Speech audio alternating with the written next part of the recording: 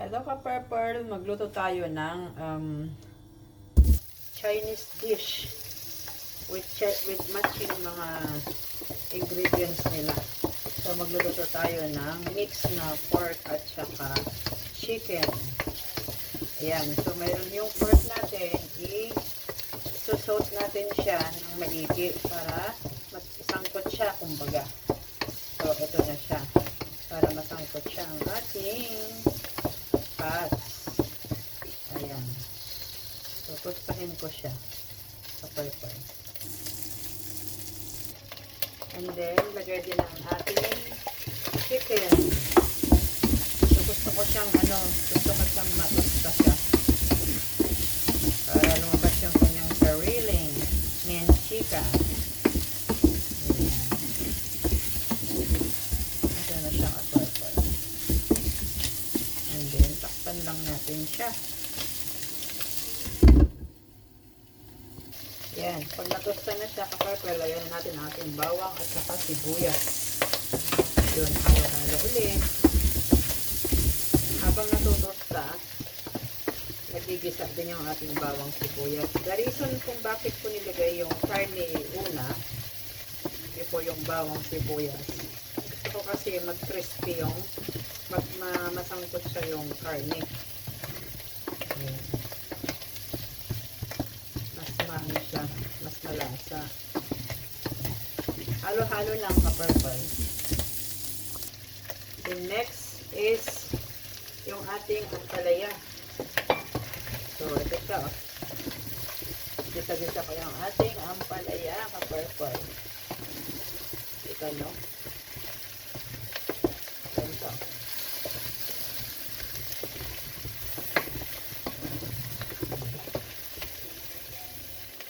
Cover natin ng 1 minute. Yan, tignan na natin yan. After 1 minute na purple, tignan nyo yung ampalaya. Yan, ganito lang gusto ko sa ampalaya. Yung crispy siya. So, tatanggalin ko muna siya bago ko ilalagay ang cordyceps flour. Yung sa Chinese ba. Para mamaya, ibabalik ko rin naman itong ampalaya. Pero for the meantime, tatanggalin ko muna.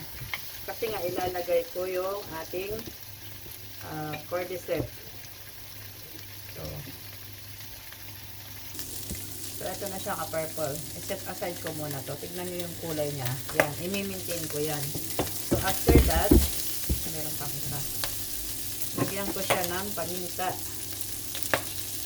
Ito yung ating paminta. Ayan, tostado ng ating sahog or karne. So, and then, ilagay na natin ang ating cordyceps. So, ayan ito siya.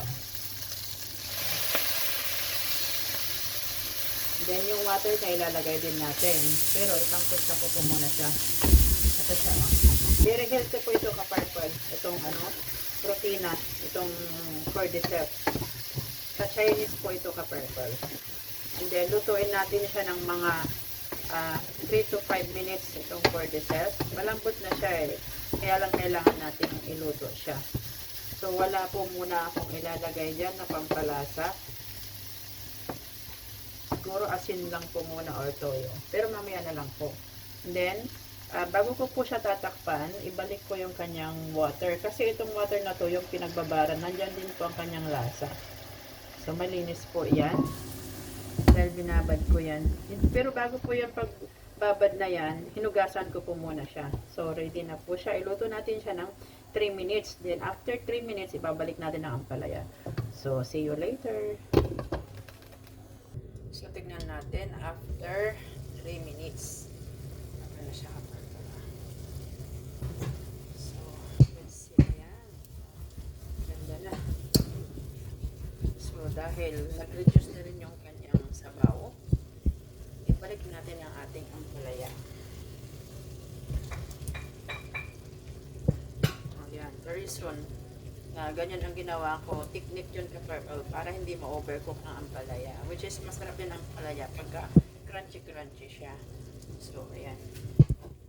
Gawin natin. And then, i-cover up for only 1 minute. And then, ready na siya. That's it. So let's cook for another 1 minute, ka-purple. nga, let's check na ka-partner. Ulala, look at this. Yan. Ito yung consistency na hinahanap natin. Oh, so, ready na siya. Ready na siya ka-partner. So, ready na ang ating ulam. So, let's eat! Ganda na siya. So, here I am.